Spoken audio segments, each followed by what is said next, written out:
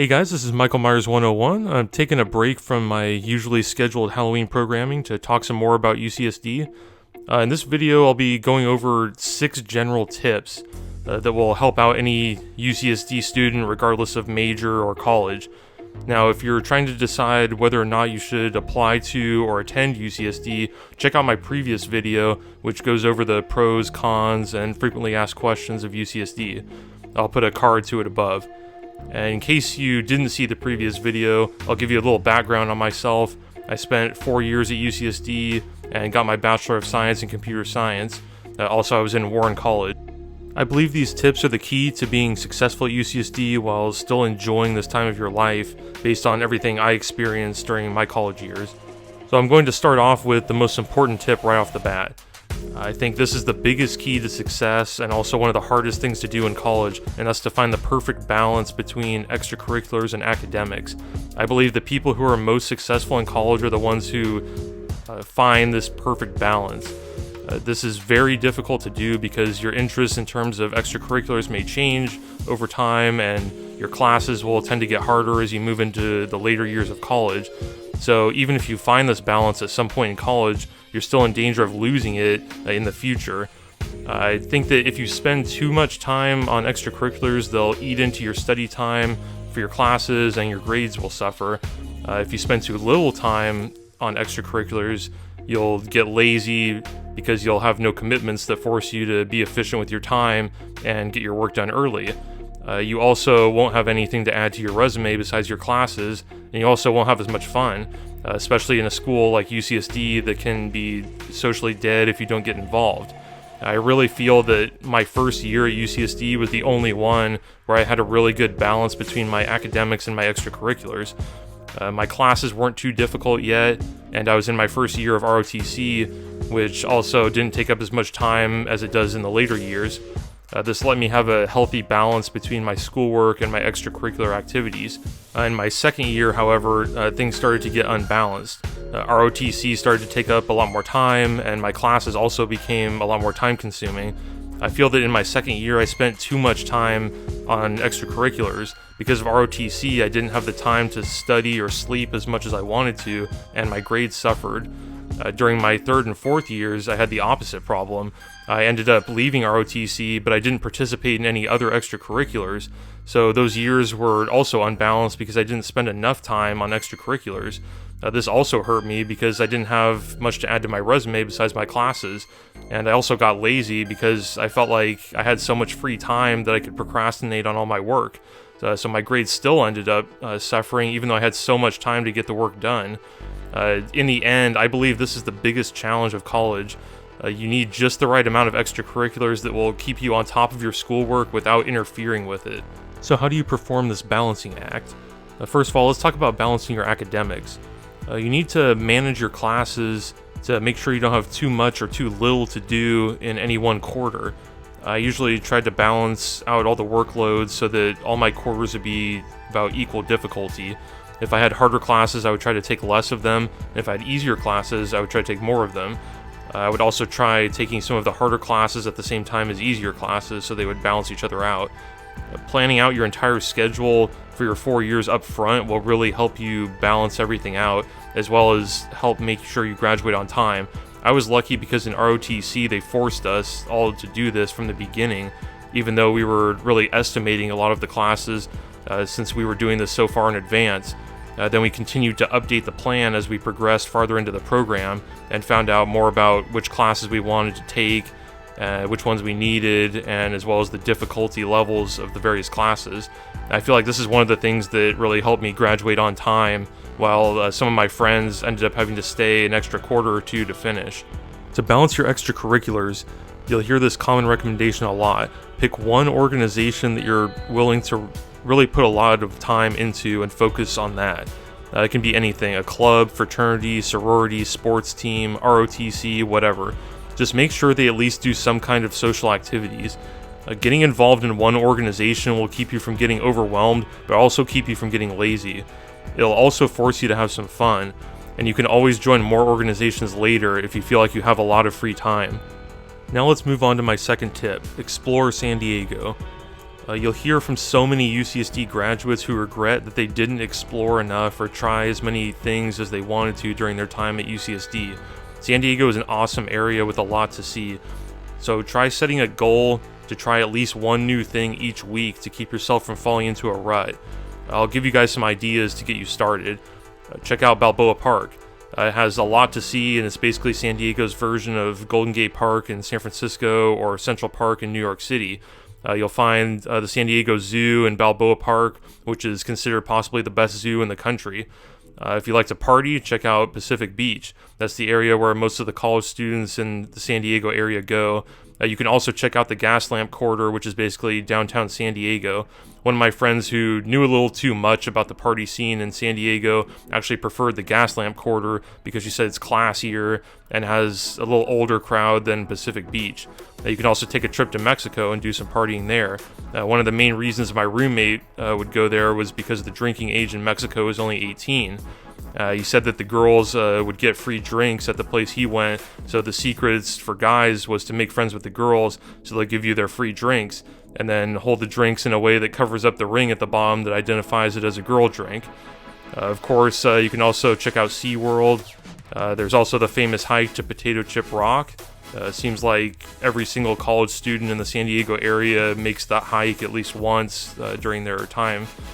You can also swim with the leopard sharks or go surfing at La Jolla Shores, and that's only a few minutes from UCSD. Make sure you don't confuse La Jolla Shores with Black's Beach, though. Black's Beach is the nude beach that's closest to the school, so be careful.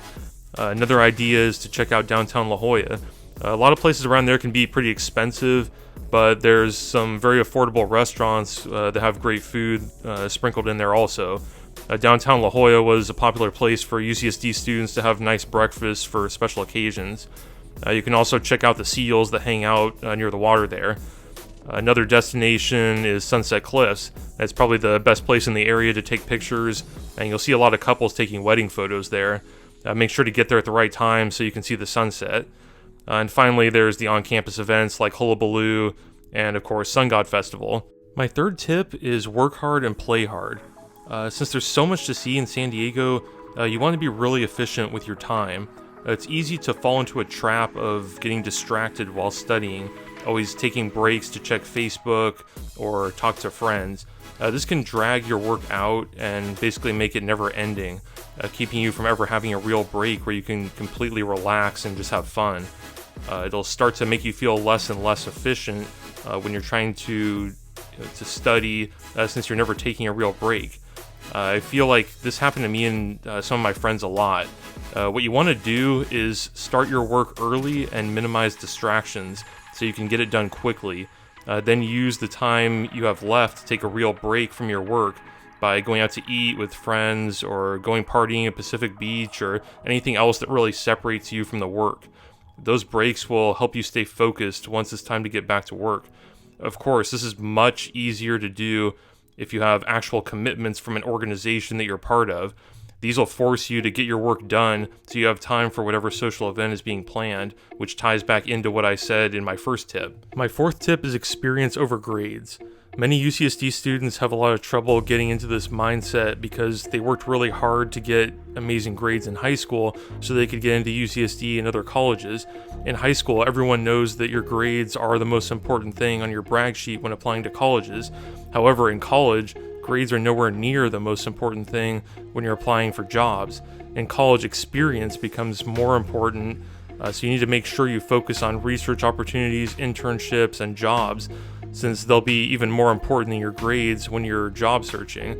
I've heard that even your community service experience is more important to employers than your grades in college. I had friends who spent so much time freaking out about classes that they didn't put any time into actually trying to get real-world experience that employers actually care about. There is one caveat to this tip though, and that's grad school.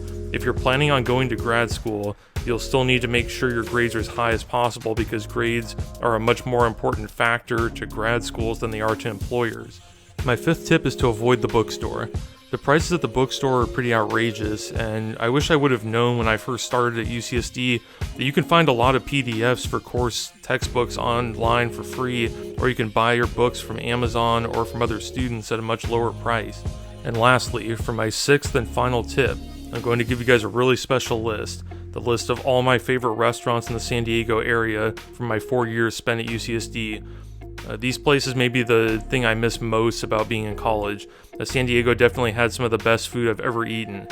So first up is Board and Brew in Del Mar. The Chicken Club sandwich there is probably the best sandwich I've ever had. You also have to make sure you ask for the sweet and sour sauce that goes on any sandwich, because a lot of times they don't give it to you even though it's included. I still remember the first time I went to Board and Brew my freshman year with my roommates. We took a short walk from the restaurant toward the beach and ate our sandwiches on a cliff overlooking the water while watching a whale blowing up some water. You can actually see it in this photo I took that day.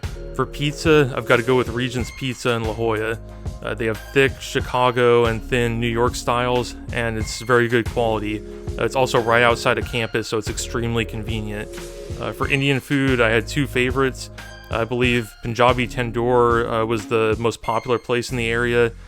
They have two locations in San Diego and probably had the best prices I've ever seen for an Indian restaurant.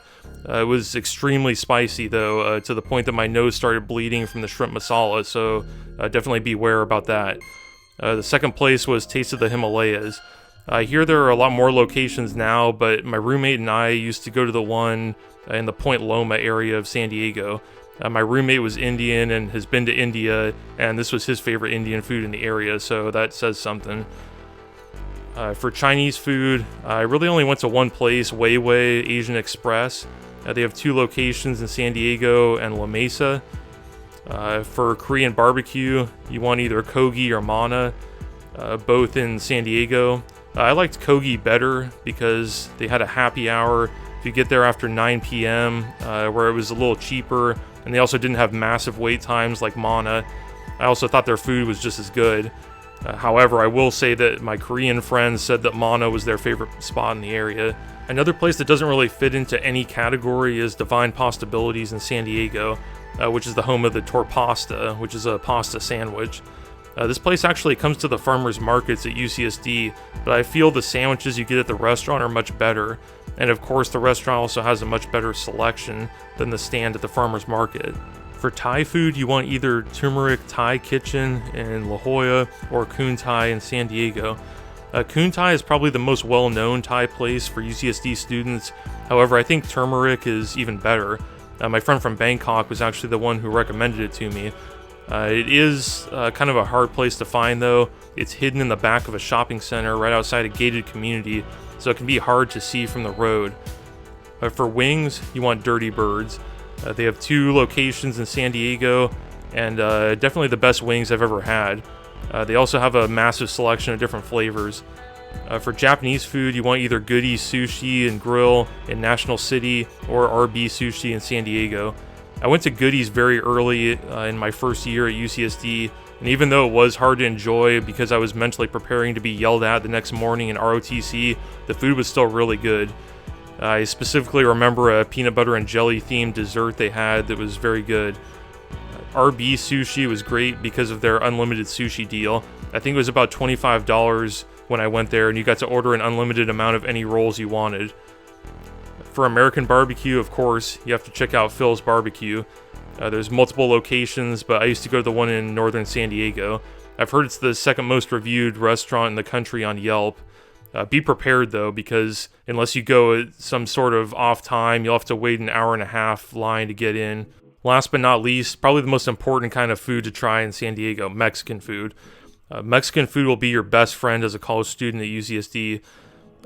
Some of my favorite places were Rigoberto's Taco Shop in San Diego and La Jolla, Cotijan Mexican Food in San Diego, Don Carlos Taco Shop in La Jolla, the Taco Stand in La Jolla, and Oscar's Mexican Seafood in San Diego.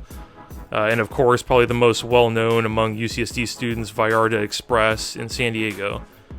I'd say the food at Vallarta, Cotijan, Don Carlos, and Rigoberto's was all pretty similar. Some of the most famous dishes with UCSD students are the California burrito, has guacamole and french fries, and also the carne asada fries. Vallarta also has some secret menu options like the Christian fries.